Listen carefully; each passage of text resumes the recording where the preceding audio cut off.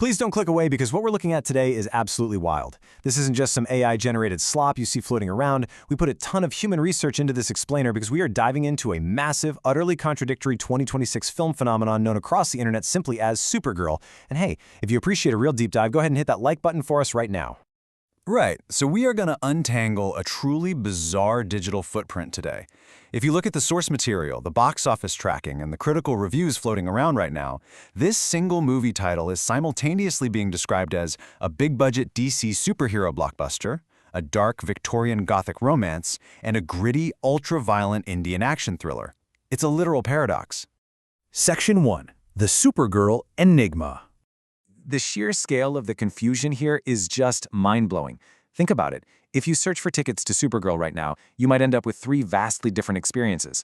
Just look at this breakdown. Over here, we've got Margot Robbie wandering the gloomy Yorkshire moors. In the middle, there's Ranveer Singh deep undercover hunting terrorists in the Karachi underworld.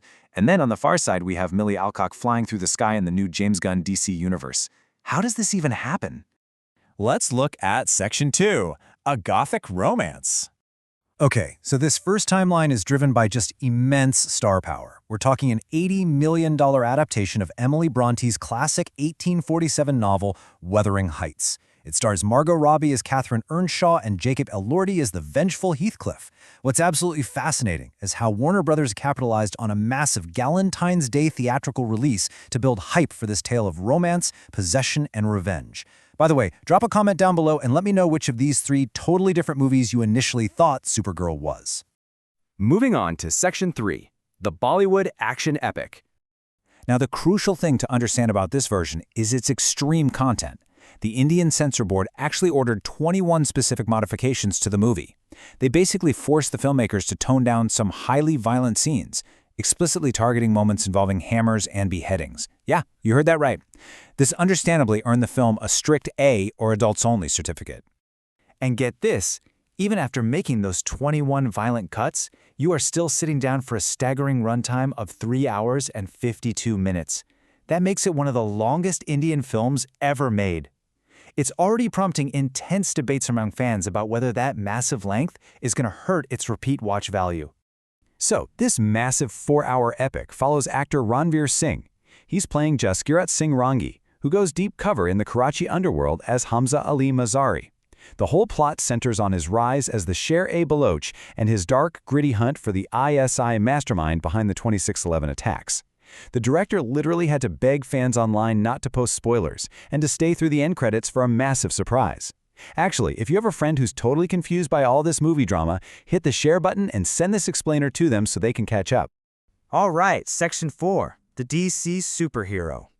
Right, so this is the version most comic book fans are hyper-focused on. It marks Millie Alcock's big debut as Kara, right alongside Jason Momoa stepping into the fan-favorite role of the anti-hero Lobo.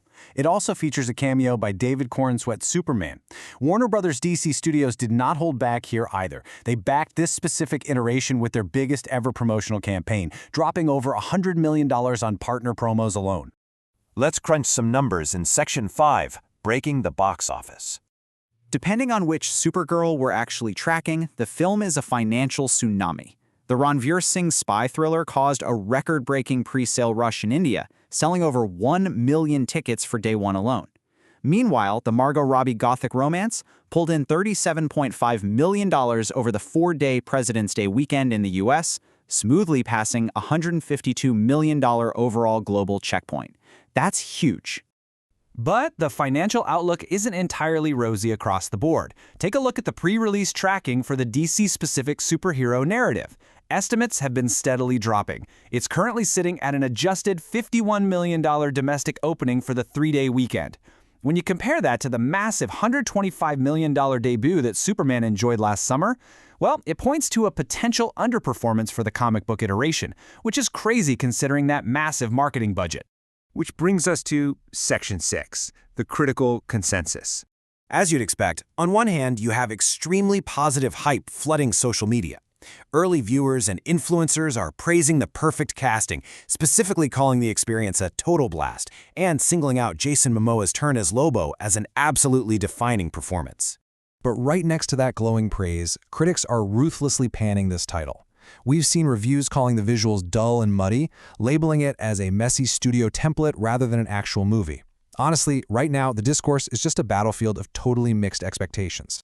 So whether you want a moody Victorian romance on the moors, a sprawling 4-hour Karachi action epic, or a blockbuster DC comic book adventure, we have to ask the ultimate question. Which version of this cinematic multiverse are you actually buying a ticket for? Let me know your pick down below, and if you want to stay ahead of the wildest trends in entertainment, make sure you hit that subscribe button right now. See you in the next one.